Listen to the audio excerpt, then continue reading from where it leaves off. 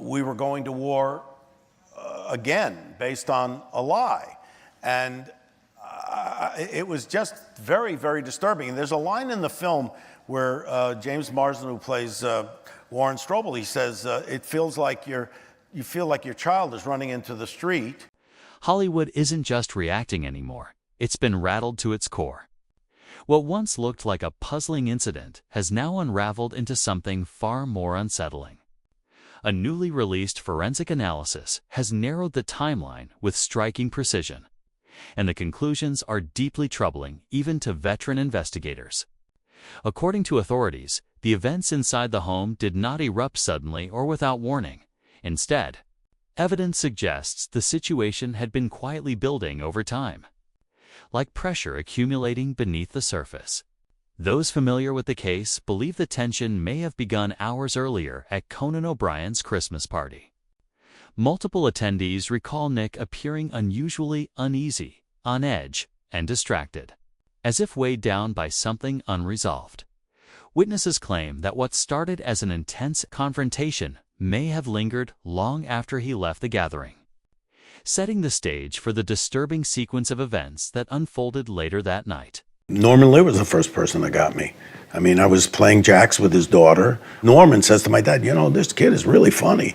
My dad said, what, that kid? That kid, he's a sullen. He sits quiet. He doesn't, he's not funny. After leaving the party, Nick reportedly drove back toward the upscale Brentwood area. Investigators later described his demeanor as unsettlingly calm, almost unnaturally so. Every step he took appeared calculated and intentional, like someone moving with a plan already formed. At first glance, witnesses and surveillance footage showed nothing chaotic or reckless. And that absence of obvious warning signs is precisely what has unsettled authorities the most. Then came the unexpected turn. Records indicate that Nick checked into a nearby hotel, composed and unassuming, drawing little attention as he paid and quietly retreated to his room. What followed caught everyone off guard. According to confirmed sources, Nick reached out to Alan Jackson, one of the nation's most influential defense attorneys. That single phone call immediately shifted the direction of the investigation. From there, events accelerated rapidly. Sources say Nick financed his next move using family inheritance funds, acting with striking assurance. The speed and confidence of his decisions raised serious concerns. Investigators and insiders alike began questioning how someone could move so quickly, so decisively, unless much more had been considered in advance. America being the last remaining superpower, what would they do with this power in terms of spreading democracy? And they had talked about going into Iraq in the Middle East and figuring out a way to put a Western-style democracy in the Middle East. Hopefully it would proliferate and then, help Israel and spread democracy. According to the Los Angeles County District Attorney's Office, the fatal events inside the home are believed to have occurred sometime between midnight and the early morning hours. That window has become central to the investigation, narrowing what was once a blur of uncertainty into a far more precise and unsettling timeline. What has disturbed investigators most is the absence of forced entry, because none was required. Detectives confirmed that whoever entered the house knew it intimately: the layout, the access points, the blind spots. By 4 a.m., security footage placed Nick at a hotel in Santa Monica, roughly a 20-minute drive from Brentwood. Hotel staff later recalled that he appeared composed, almost eerily detached, giving no outward sign that anything was wrong. There were no calls, no messages, no visible distress. Just a man sitting quietly, seemingly lost in his thoughts. As morning arrived, that silence turned alarming. A scheduled visitor went to the house and received no response. Calls rang unanswered, diverted straight to voicemail. When the doors were finally opened, the discovery inside shifted the entire case. Authorities secured the scene immediately, recognizing that this was not a spontaneous incident, but the end result of a night quietly unraveling. Earlier that same evening, around 9 p.m., Surveillance cameras at a narco gas station near Exposition Park captured Nick purchasing a sports drink. He appeared unsettled, pacing and scanning the area, yet controlled enough to complete the transaction without incident. Only minutes later, at approximately 9:15 p.m., officers from the Los Angeles Police Department working alongside United States Marshals Service located him nearby. There was no pursuit and no resistance. He surrendered quietly, offering no explanation as he was taken into custody. Footage from the arrest shows no visible rage or panic, only exhaustion, as though the weight of the night had already settled. Hours afterward, investigators assembled a chilling sequence of events. Forensic analysis suggested the couple had likely been gone for several hours before discovery. That finding intensified the mystery and raised a haunting question.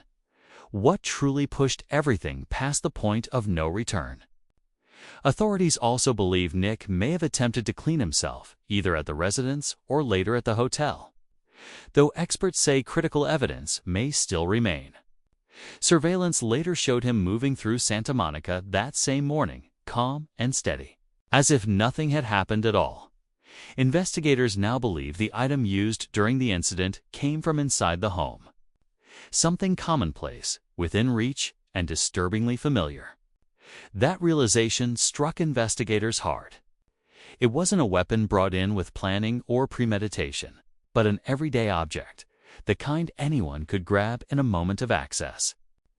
That familiarity made the scene far more unsettling, turning something ordinary into the most frightening element of all, as forensic teams took a closer look. Early assumptions quickly fell apart. What had initially been considered a single violent act proved to be far more complex. Evidence revealed multiple severe injuries, fundamentally reshaping the narrative. Forensic specialist Professor Joseph Scott Morgan explained that repeated trauma typically signals intention and sustained control rather than a brief emotional outburst. According to him, situations like this require closeness, focus, and continued effort. They don't unfold in seconds, and they don't happen without awareness. Another disturbing detail soon emerged. Reports suggested the couple may have been resting when everything began. If confirmed, it would mean the person responsible understood their routines, their habits, and the moments when they were most vulnerable, and exploited that knowledge. Investigators emphasized that this was not an impulsive or detached act. The close-range actions pointed to deliberation, precision, and an intensely personal motive. Attention then shifted to what followed. And that's where the situation grew even more complicated. Reports surfaced claiming Nick again accessed family inheritance funds, this time to retain high-profile defense attorney Alan Jackson. The public reaction was swift and fierce. Many were stunned that he secured one of the most sought-after and expensive defense lawyers in the country. Jackson, known for handling only major cases, refused to disclose who was paying his substantial legal fees. Then came a stunning revelation. On December 18, 2025, multiple sources close to the family alleged that the Reiner estate, reportedly valued at around $200 million, was covering the costs. The disclosure sent shockwaves through legal and public circles alike. Insiders claimed surviving. Relatives believed pursuing a mental health-focused defense was the most compassionate path forward, one they felt Rob and Michelle might have wanted. Still, under California law, anyone convicted in such a case cannot benefit from the victim's estate, a reality now hanging over every decision ahead. Each new development only seems to tighten the knot. Rather than bringing clarity, the case grows more opaque with every revelation. And here's the complication many didn't expect. While the law prevents a defendant from directly inheriting from a victim, it doesn't automatically prohibit relatives or estate managers from using estate resources to fund a legal defense. That legal gray area has ignited intense debate, forcing uncomfortable questions about justice, loyalty, and how far families may go to shield one of their own. Legal analyst Sean Westner laid it out plainly. Yes, in certain situations, estate funds can legally be used to cover defense costs while a case is ongoing. But it's a move loaded with risk and scrutiny. The practice is controversial and vulnerable to legal challenges if contested. Some experts argue an executor could simply refuse to approve such payments to avoid backlash or potential lawsuits later on. As of now, neither the family nor the court has officially disclosed where Nick's legal funding originates. And that silence is fueling speculation. Public reaction has been intense. Rumors are spreading rapidly, opinions are sharply divided, and people seem torn between empathy and accountability, between what's legally permitted and what feels morally acceptable. Then came another major moment. Nick Reer made his first court appearance, facing 2 counts of first-degree charges, with aggravating factors involving multiple victims. The atmosphere in the courtroom was heavy. The gravity of the moment was unmistakable. Nick entered wearing a simple blue inmate uniform, a stark contrast to the privilege once associated with his family name. At his side stood high-profile defense attorney Alan Jackson, composed, confident, and visibly in command. The hearing itself was tightly controlled. There were no live broadcasts and no public feed, which only intensified the public's hunger for information. Early on, Jackson requested a delay to allow his client more time to determine how to proceed. The judge granted the request, setting the next court date for January 7th. Until then, Nick remains in Los Angeles County Jail under close supervision. He spoke only once during the proceeding, his voice subdued and distant. When asked if he would waive his right to a speedy trial, he answered quietly. That brief exchange was the only moment the public heard from him, leaving many to wonder what's unfolding behind those closed courtroom doors. When the judge posed the question, Nick's response was almost inaudible. "Yes, Your Honor. I do." Nothing more followed. No clarification, no added context. The room went still, and just moments later the hearing concluded as abruptly as it had started. Attention now shifts to January 7th, a date that could alter the course of everything ahead as the case moves forward. Investigators are increasingly focused on a far more intimate layer of the story. Long before the legal trouble, there was a quiet, ongoing struggle marked by addiction, pressure, and the weight of a famous name. Behind the privilege tied to that surname was a young man who had been unraveling for years. Born in 1993, Nick reportedly began experimenting with substances around the age of 15. What started as curiosity quickly became a cycle he struggled to break. Growing up under constant scrutiny and comparison, he felt overwhelmed, unable to define himself outside expectations placed on him. His parents, Rob and Michelle, recognized the warning signs early. While Nick was still a teenager, they sought professional help, enrolling him in rehab and beginning a long pattern of recovery attempts followed by relapse. Despite repeated disappointments, they never withdrew their support. They continued offering structure and stability, even welcoming him back into their Brentwood home, hoping familiarity and safety might help him regain balance. That history now sits at the center of the case, raising difficult questions about limits, accountability, and the boundaries of parental devotion. Those close to the family say, Rob spent years trying to redirect Nick's energy into creative outlets, believing purpose might bring stability. But addiction rarely follows logic. Progress was inconsistent, and the household gradually became defined by tension, fear, and emotional fatigue. Friends describe Rob as guided by one unbreakable belief: a parent does not abandon their child. Even as Nick's behavior became increasingly unpredictable, that loyalty never wavered.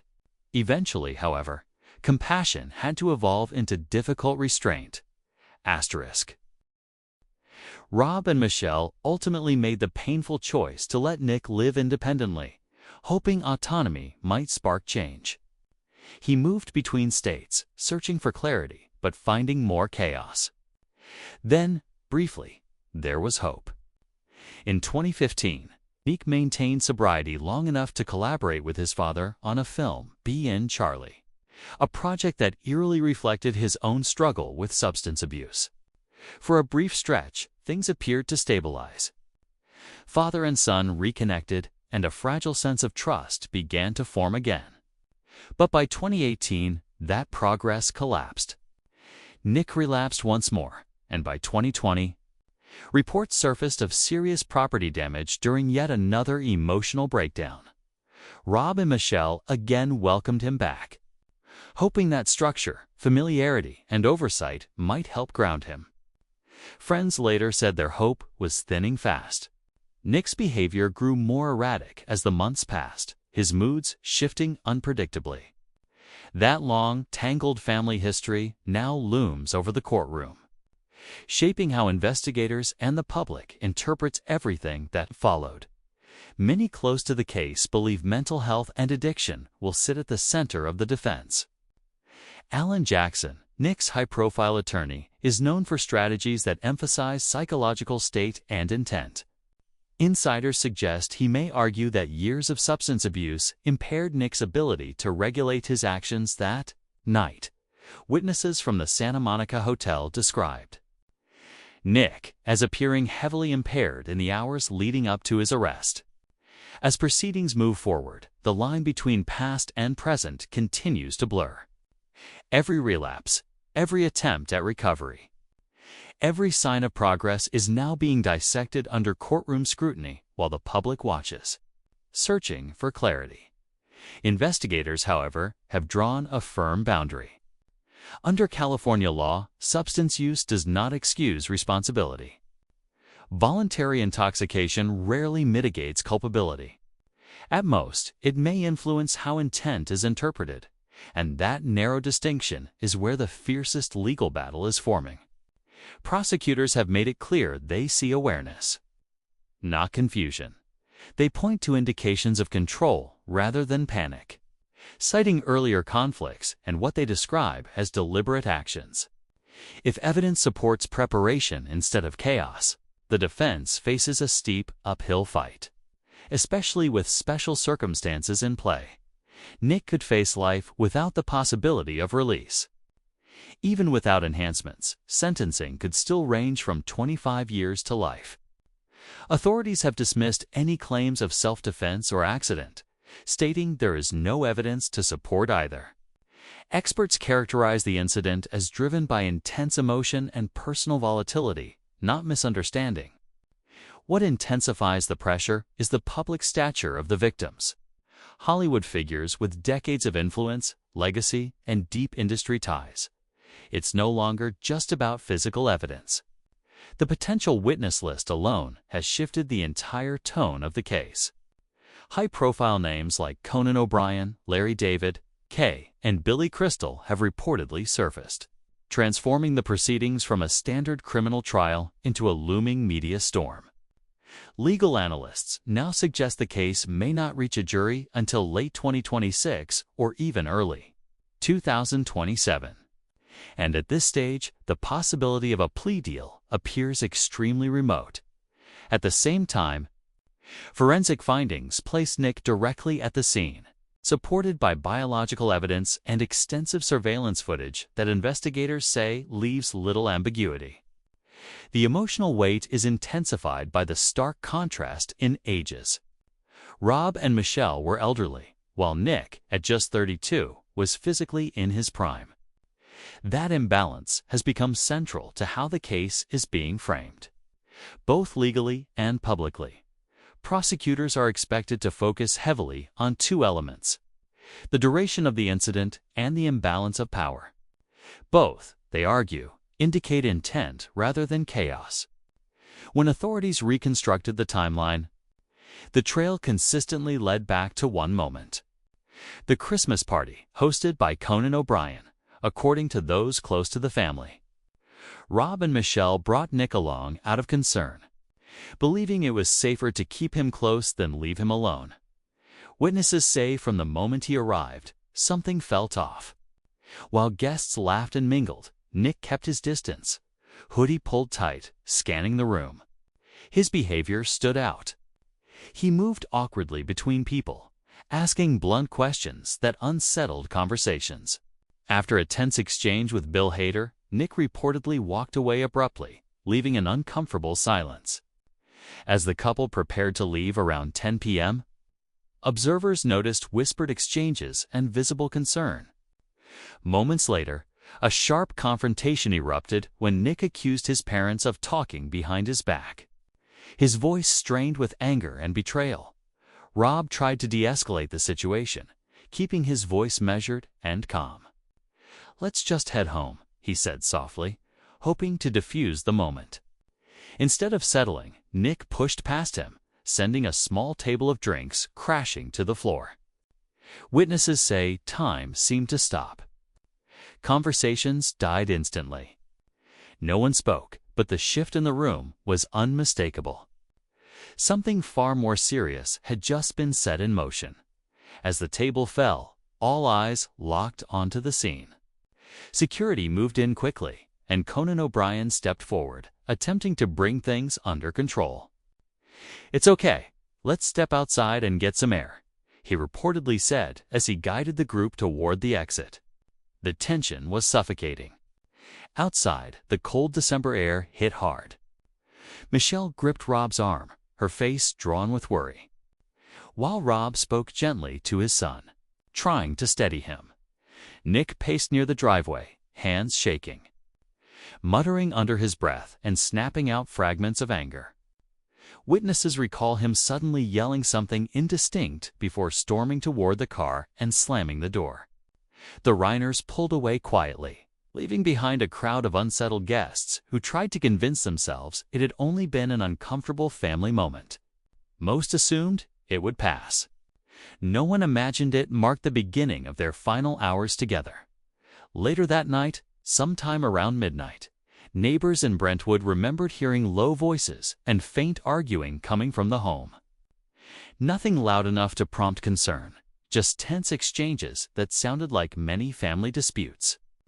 By morning, that same quiet house would become the center of an investigation that stunned Hollywood.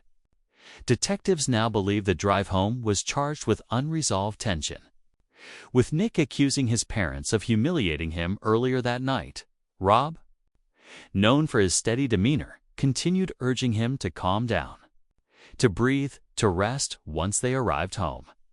But the calm quickly unraveled. Investigators believe that between midnight and the early morning hours, Nick entered the master bedroom where Rob and Michelle were asleep. What followed left even seasoned detectives deeply shaken, a moment where fear, emotion, and volatility collided in the most devastating way.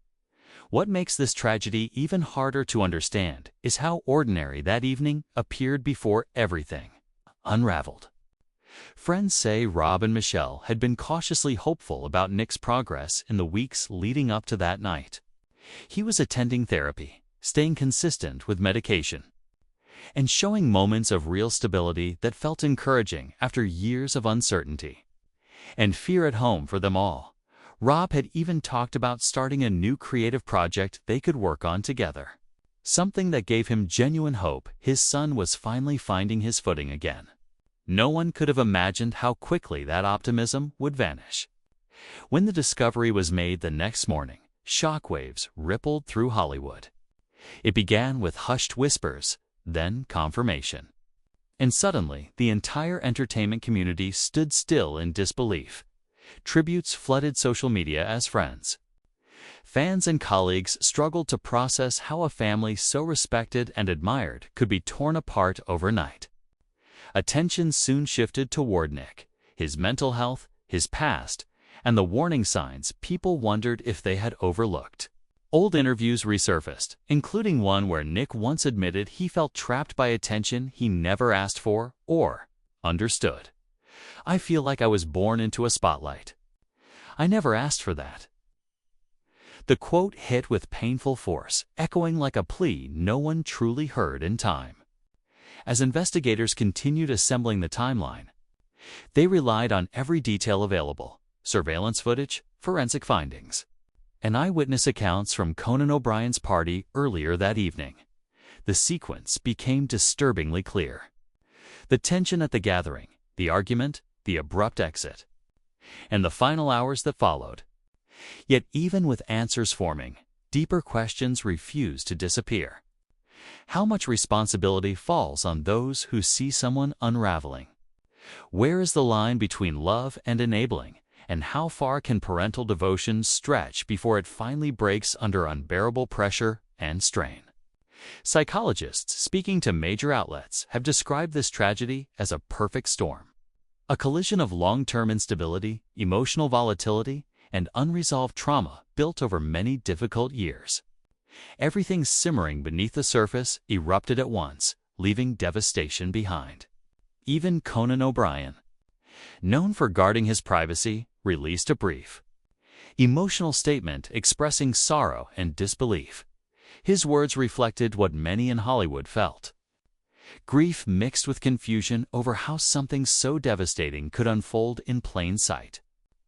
Nearly a year later, the case still dominates headlines and divides opinion.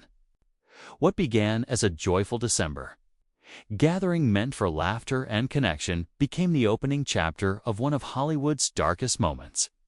Asterisk. It serves as a stark reminder that fame and fortune cannot protect anyone from inner turmoil, and that even the most loving families can fight with everything they have and still lose. If this story stayed with you, don't forget to like, subscribe, share, and leave your thoughts in the comments below. Your voice matters. Let's talk about it. Asterisk.